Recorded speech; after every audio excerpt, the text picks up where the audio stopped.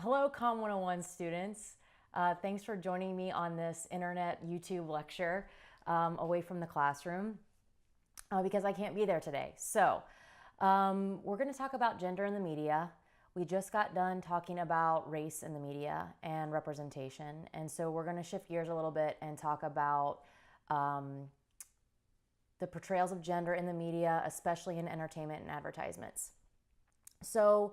When we talk about gender representation in the media, there are several key issues. The first one being we don't quite grasp exactly as viewers how women and men are portrayed in the media. And so we've done content analysis work, and there's also some media science and psychology work that looks at how women and men are portrayed in the media. And we also need to look at underrepresentation, how women and men are underrepresented in certain areas, how they're misrepresented, and of course the effects, which is what we've been talking about the last couple of weeks, the processing and effects of entertainment content and the effects of representations on us. So as you can see in the slide, we see some pretty stereotypical portrayals of men and women. The first one being a cover of Men's Health magazine, saying, train for great sex, the hard body diet, sleep your way to success, get amazing abs, 10 fast workouts. This is very common when it comes to representations of men in magazines and in entertainment. And then on the other side, we see some stereotypical portrayals of women. The first one being a Time magazine cover saying, can anyone stop Hillary, showing Hillary Clinton's high heel smashing a man. We also see a woman in a bikini eating a burger, a sexualized portrayal of a woman in a bathing suit drinking Sky vodka, and then an ad for Dr. Pepper 10, it's not for women. So these stereotypical portrayals are very common. And so we need to look at it from a more social scientific perspective to see what kind of effects it has on us as consumers. So we need to look at actual representations by the numbers. And on this slide, what you'll see is basically of all people on television, we're looking at some different times and dates here. In 1994, of all people on television, about 75% of them were male and 25% were female. Those numbers got better in 2010, where 60% of TV representations were male and 40% were female. In comparison to the actual population in the United States, though, the US population is nearly 50-50. It's 49% male and 51% female. And so we see that those representations, those numbers alone, are still lopsided, right?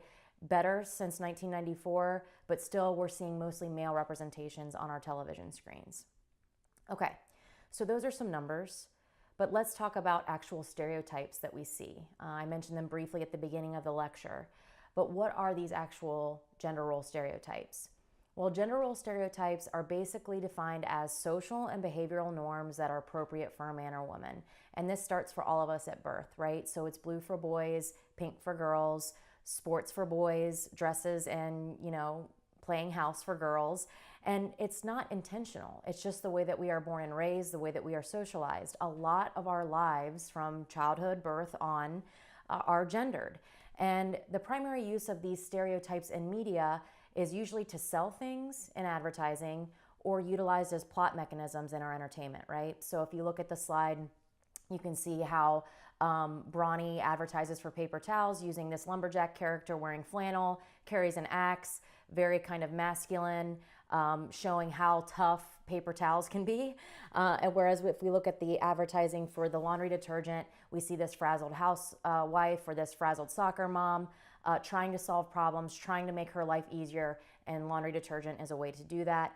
And then if you shift to entertainment, we're very, very familiar with these portrayals of moms and dads, husbands and wives on television. So you'll see Phil Dunphy, Bob Saget as Danny Tanner, Tim Allen from Home Improvement, and then you see even going back to I Love Lucy to Peg from Married with Children.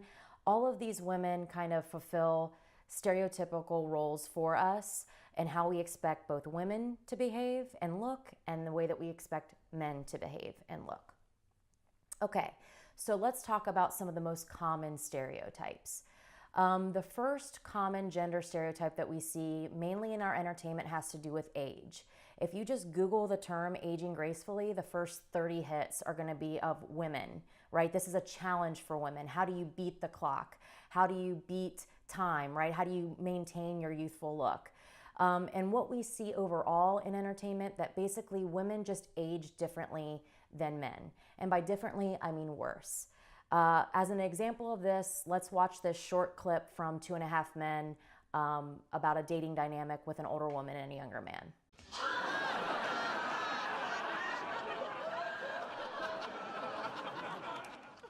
All right.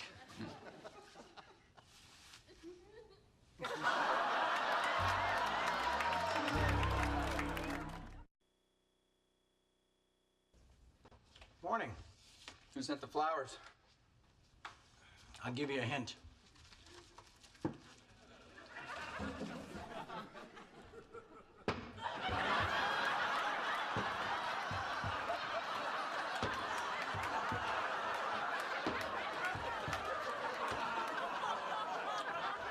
Wait till you see the card. You read the card? I couldn't. It's in Aramaic. Okay, I get it. She's old. It was delivered by a Roman centurion.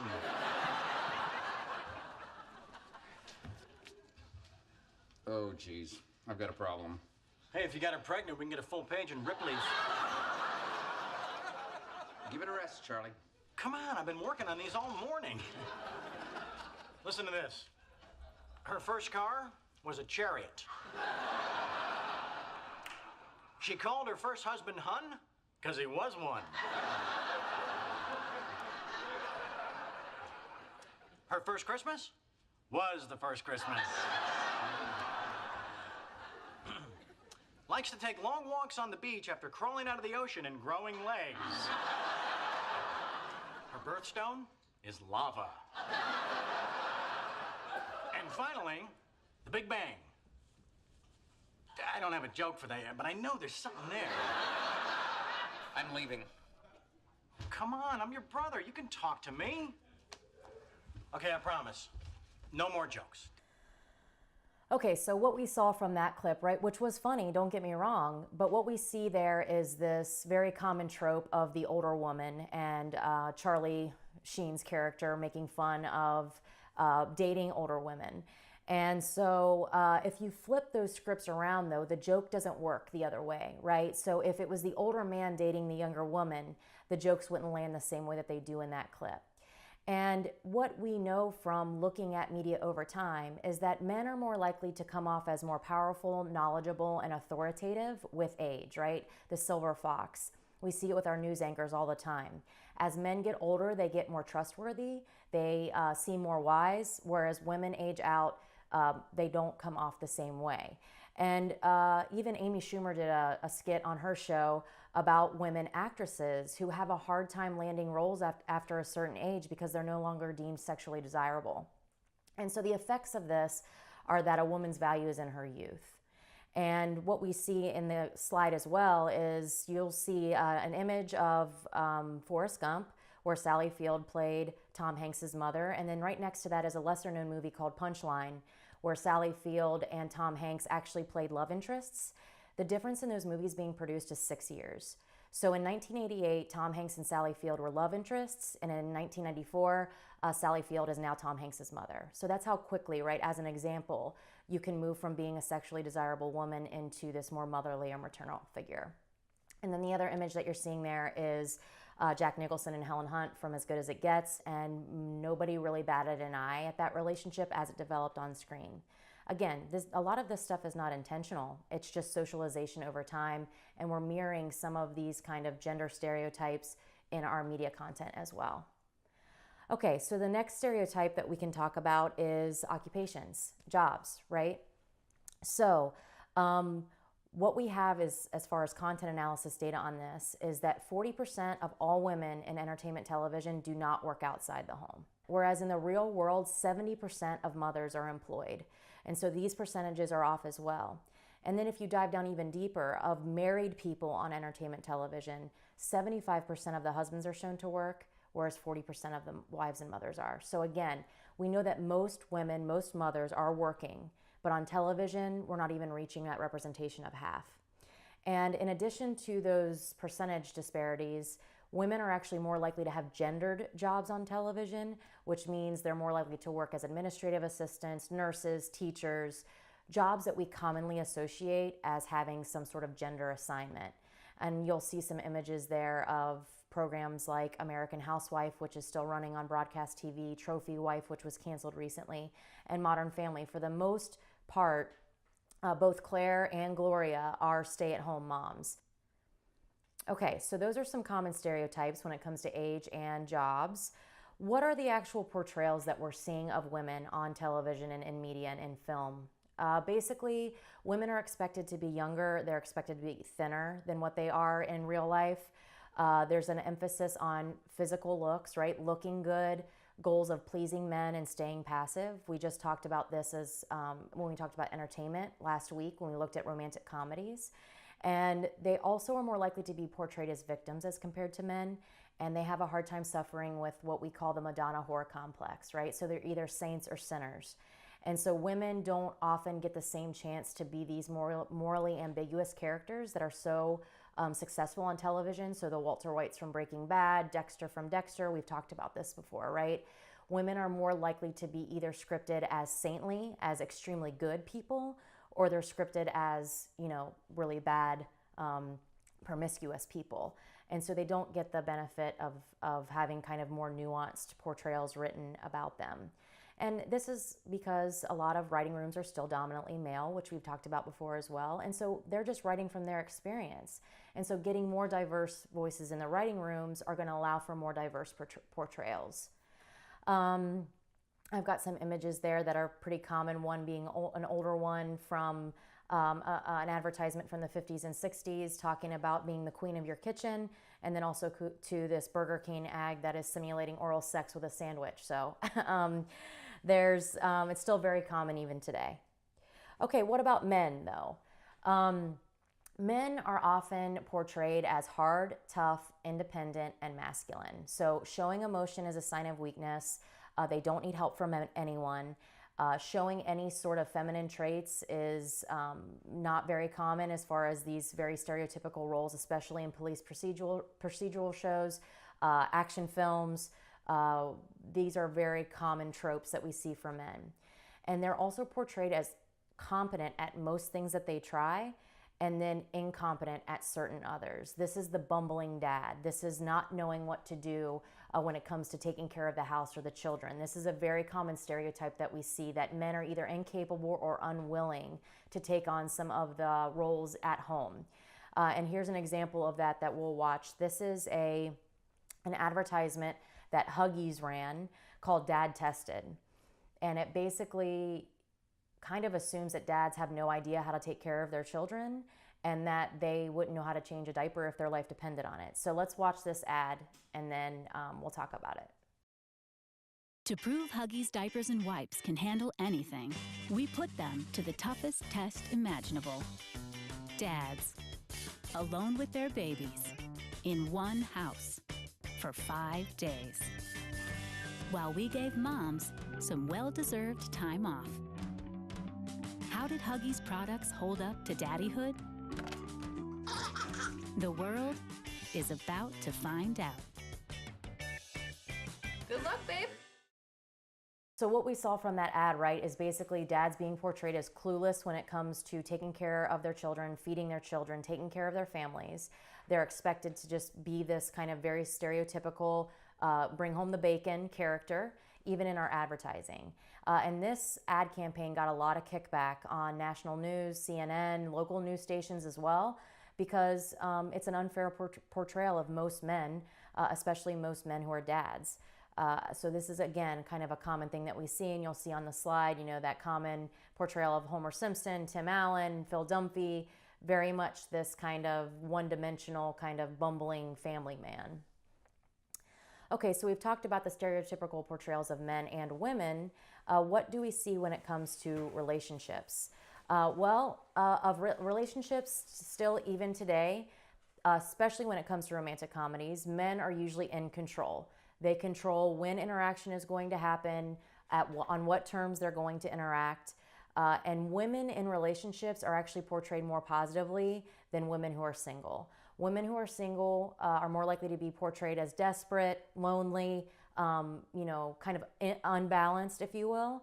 Whereas when we see a lot of men portrayed as single, it's the thriving bachelor, it is the partier, it is the self-sufficient guy, right? And so the two images that you're seeing here of action heroes, very rarely do action heroes get involved in serious relationships, and when they do get involved in relationships, they are always in control of the interactions. And the other images that you're seeing here are Julia Roberts in two films. First one being Pretty Woman, one of the most kind of, I guess, highly praised, at least commercially, rom-coms of all time. The kind of hooker makes good story, and one of Julia Roberts' biggest and most breakout roles. The second one being My Best Friend's Wedding. In this film, another romantic comedy, she came off as desperate. She was chasing this guy. In fact, it was revealed earlier this year that they actually had her hooking up with another guy at the end, but audiences hated it because they wanted to hate her as a character for chasing this guy who was already engaged to someone else. She had this very homewrecker type of personality attached to that role. And so she was evaluated much more positively in the context of dating Richard Gere and, making good for her life than being this single independent woman who made a living on her own, but audiences didn't see her as positively in that role. Again, these are just two cherry-picked examples, but they kind of exemplify some of these stereotypical portrayals that we see. Okay, so we've been talking about kind of the numbers, the portrayals, the stereotypes, the gender roles, right? So what is the actual impact of these portrayals on us as consumers, as audiences? And basically, there is a theoretical perspective that has been used to look at how representations in the media can affect us. And one of those theoretical perspectives is social cognitive theory. Social cognitive theory was developed by Albert Bandura in 1963, and he did this originally with a Bobo doll experiment. And if you're not familiar with a Bobo doll, it's basically a blow-up kind of toy that has sand or a weight in the bottom of it that if you knock it down, it pops right back up. And what he did was he had a bunch of children come into his lab, and he used Bobo dolls, and he had adults interact with this Bobo doll and let children watch the adults. And so the adults would go in, and if they played nice with the Bobo doll and just kind of ignored it, when he sent the children in the room, they would do the same thing. Whereas if the adults were violent with the Bobo doll, knocking it down, kicking it, using violent language like sock him, punch him, kick him, children would model that behavior as well. And again, seems like a very logical experiment, but the findings here were pretty formative in looking at how modeling human behavior can really influence how we interpret media, entertainment, and advertising. So watch this short clip of the Bobo doll experiment, and then we'll talk about how it's been applied to mass media. The model pummeled the doll with the mallet, flung it in the air,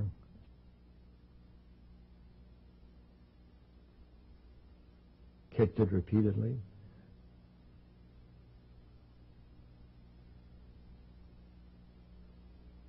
threw it down and beat it.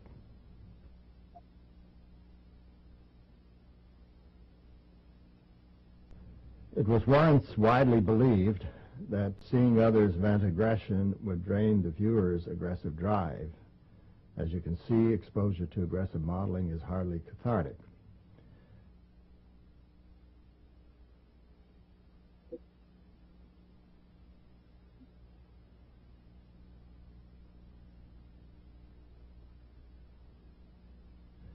Exposure to aggressive modeling increased attraction to guns, even though it was never modeled. Guns had less appeal to children who had no exposure to the aggressive modeling. The children also picked up the novel hostile language.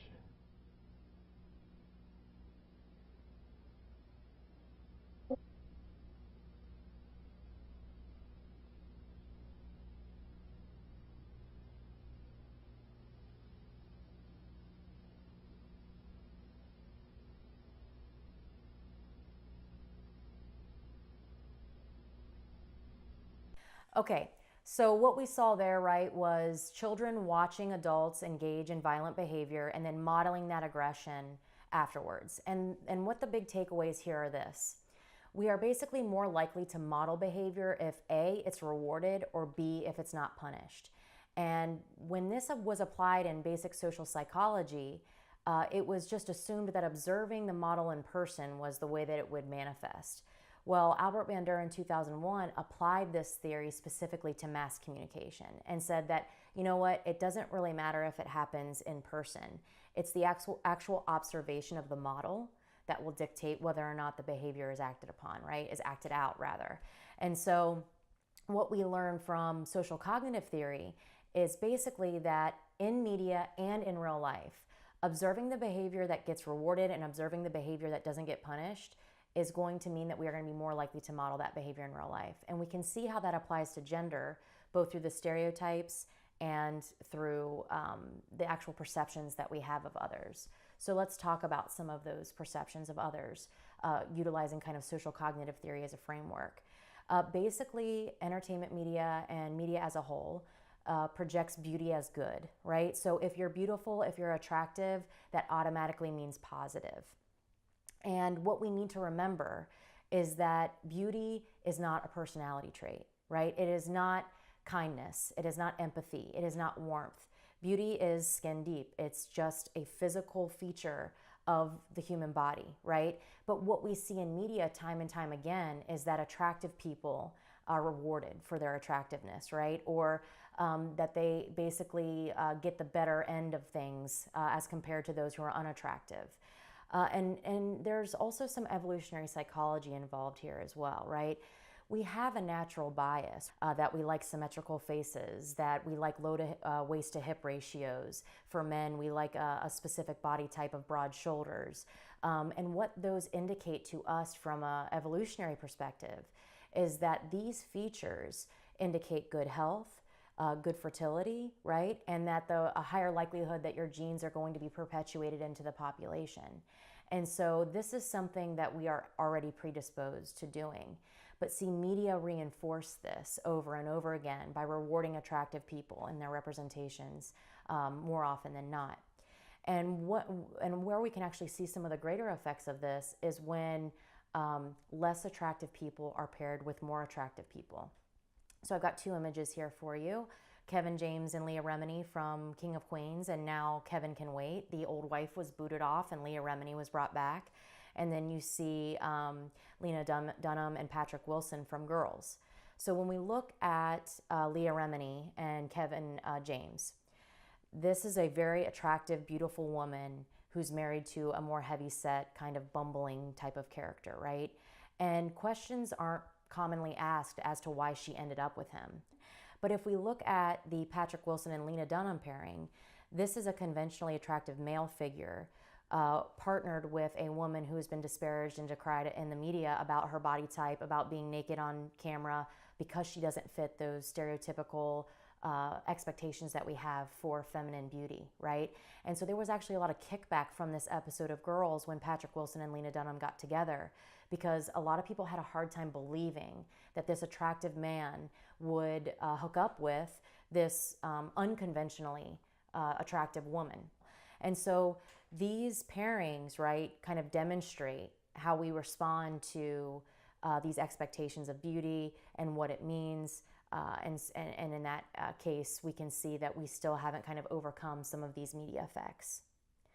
Another way in which we can look at how perceptions of others manifest in gender roles is there's been a ton of research done on cultivation effects, and we've talked about that before, right? So cultivation basically demonstrates that the more that you watch television, the more likely you are to think the real world is as it is portrayed on TV.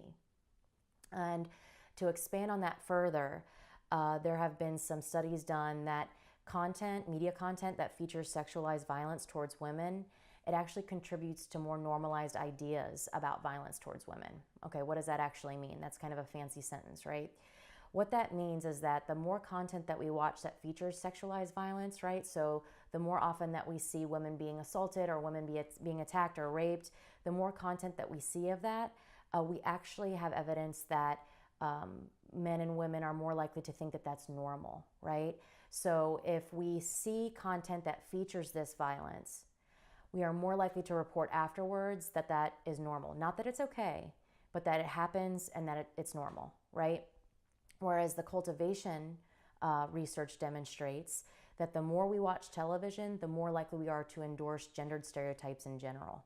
So this is especially true for teenagers, which is a very formative period in our lives, right? We're trying to figure out who we are, how we're going to act, what we do within our social groups, who we date.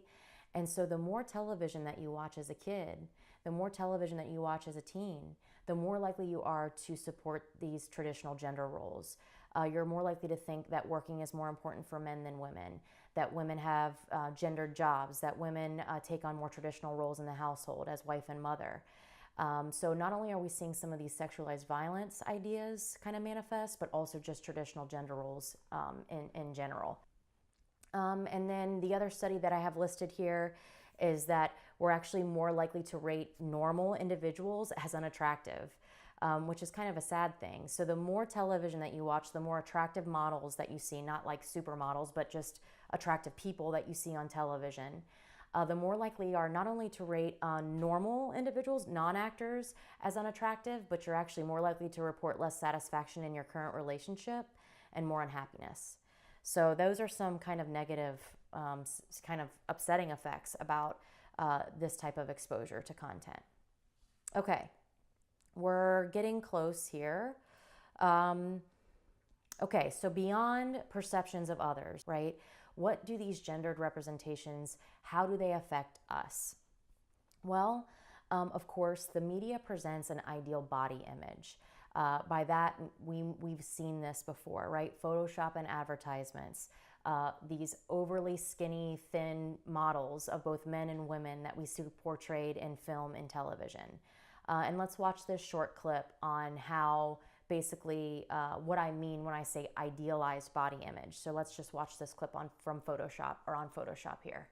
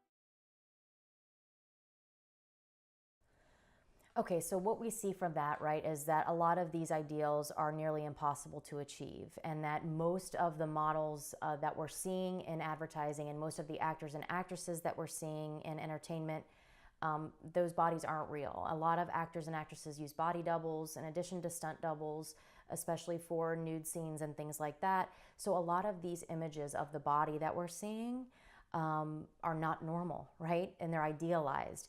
Largely, they're thinner and taller than the average man and woman. For women, there's an emphasis on the hourglass shape, right? The brick house, 24, 36, 26, I think it is.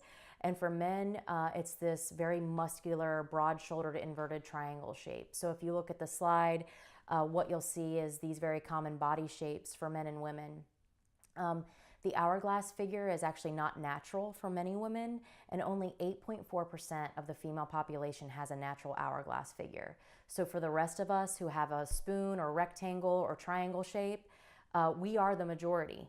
But what we see most in television and in model, supermodel area, the area of supermodels, if you will, is this hourglass figure, which is not common for women at all. And it's the same for men. If you look at those body types that I have on the slide, we have like the solo cup, the egg, the square, the rectangle. And what is actually preferred is the inverted triangle, which is the broad shoulders, narrow hips. And that's not the most common body shape for men either. So again, this idea of what's idealized versus what actually exists in society is much, much different. And the effects, of course, of these idealized body images are negative self-esteem, increased anxiety, body dissatisfaction, and depressive thoughts, right? So understand that many of these portrayals, they're not real, right? They're photoshopped or they're altered in some way. And some of these are actually impossible to achieve. I'm sure if you've Googled this before, you've seen like the biggest Photoshop fails and things like that. You'll see advertisements where women are missing arms or their legs have been Photoshopped where it wouldn't even be natural for them to walk. And in fact, if you took the Barbie doll and expanded that to human actual proportions, she would have to walk on all fours, and like her head wouldn't be supported by her neck, because it's just not a natural body type. It's not possible. So many media researchers have looked at these effects of these unreal or unattainable idealistic portrayals. The emotional effects, right? More depression, more anxiety, more body dissatisfaction, also to just self-esteem. And not only is it happening in entertainment and advertising, but now we're seeing with social media, these Thinspiration Pinterest boards, the pro-anorexic, pro-bulimia blogs, where women are seeking out this content to reinforce some of these dysmorphic and not realistic thoughts about the self. And so not only are we seeing it modeled in our broadcast cable top-down models of entertainment, but now we can seek it out in social media. So if I already have high body dissatisfaction and disordered eating habits, I can find a Thinspiration blog. I can go to a pro-anorexic Pinterest board and find inspiration there, right? And so there's this cycle of it being broadcast and portrayed to us, and then us seeking out that content even more by going online or on our phones and using social media to reinforce some of these negative ideas and thoughts. Okay, so what can we do? A lot of kind of downer stuff in this lecture, right? A lot of negative outcomes of gendered stereotypes. But of course, there is always a silver lining. The first thing that you can do is increase your knowledge. Congratulations, you just did it by watching this lecture. Now that you know that there are common gender stereotypes, common gendered portrayals, both when it comes to men and women, right? Now that you're aware of these stereotypes, you can at least identify them the next time you're exposed to them. Or the next time that you see that woman in Cosmo and you're like, man, I wish I looked like that. Or the next time you see that guy on Men's Health magazine and said, gosh, I wish I should be getting to the gym more. Now that you've increased your knowledge here, you're aware that, remember, their goal as media producers is not to make you feel good. Their goal is to make you keep coming back for more, right? Keep coming back for more exposure, repeat exposure. And now that you're aware of that, you can at least kind of control and manage some of your media consumption habits to lessen some of those negative effects that they might have on you. And I want to make a brief aside here. We haven't really been able to touch on sexuality or LGBTQI issues in this lecture because we've looked very much at the binary gender, men versus women or women versus men here. And that's only because that's what most of our media portray to us. When we get to sexuality, we'll talk about LGBTQI and those portrayals and those representations. But we're looking at gender from a binary perspective here so far. So we'll get to that. The other things that we can do besides increasing our knowledge is to introduce counter stereotyping, right? So to kind of introduce media content either by our own creation or by watching and supporting programs and films that do this, that show alternative interpretations of those gender stereotypes, right? So I have two images here. One of the two brothers on This Is Us. That show was praised recently for showing what it's actually like to go through a real panic attack or an anxiety attack. And what you see here is two men, brothers, of course. The one on the right is experiencing the anxiety attack, and his brother on the left is consoling him or holding him. This flies in the face of a lot of the gendered expectations we have for men, right?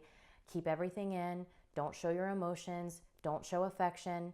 And what this show is doing, which is one of the most popular shows in America right now, is showing two men dealing with a real issue, which in this case is the anxiety attack, letting their walls down and being human beings, right? Forget the gendered stuff. they're being human beings. And on the right, you see Julia Louis-Dreyfus as the vice president in the show Veep. And so Veep has been a very successful show where she's won like Best Comedic Actress like 5 times in a row in a traditionally gendered role for men, right? We usually see politicians as men. We won't get into this previous election, but in this entertainment context, we see Julia Louis-Dreyfus kind of pushing some of those gendered expectations. She's very forceful in her role in that program. She has kind of a potty mouth, a foul mouth. She goes against a lot of the expectations that we have for women in entertainment in that role. These are just 2 examples, right? But these are ways that we can push boundaries and introduce kind of counter stereotypes to what we've been socialized to since we were born of these kind of traditional gender roles. And then finally, as I briefly mentioned earlier, we can also change content by bringing more diversity and more voices into the production room. So we've talked about how a lot of entertainment content is either sent in New York and LA, right? That's because most writers and producers live in New York and LA. And so we don't see a lot of content from the flyover states, because what producers and writers are doing, as I mentioned, is they're writing from their lived experience. And there's nothing fundamentally or inherently wrong with that. But when most writers and directors are coming from the same experience, right, we're not getting diverse voices in the room. We're not getting diverse portrayals. And so by bringing in more diversity into production, we can actually see differences and actually see characters portrayed from more realistic lived experiences from both men, women, Black, white, Asian, Native American, so on and so forth, right? That's how changes occur. And there's also hope for getting more diverse portrayals out there, because we have more avenues to access content now than ever before. It's not just ABC, CBS, and NBC, and it's not just going to the movie theater, right? We have Hulu, we have Netflix, we have Amazon, we have Crackle, we have cable, we have internet, we have movies, right? So there's so many different places that are producing good content. We know that Amazon Studios and Netflix are always pushing out new content. Hulu's pushing out original series, right? And so the more voices that are pushing out content and the more avenues by which we can access that content, we gain more control as consumers, right? In seeking out content that is different than the norm, right? Different than what we're used to. So these are just 3 ways by which we can kind of confront these gendered stereotypes and affect change, both in our consumption habits and also too by the changing production habits that are occurring. Okay, so that's going to do it for today. We'll get back to class on Thursday and tackle more issues. But until then, if you have questions about this content, just shoot me an email and we'll tackle sex in the media on Thursday. Happy Halloween. I'll see you later.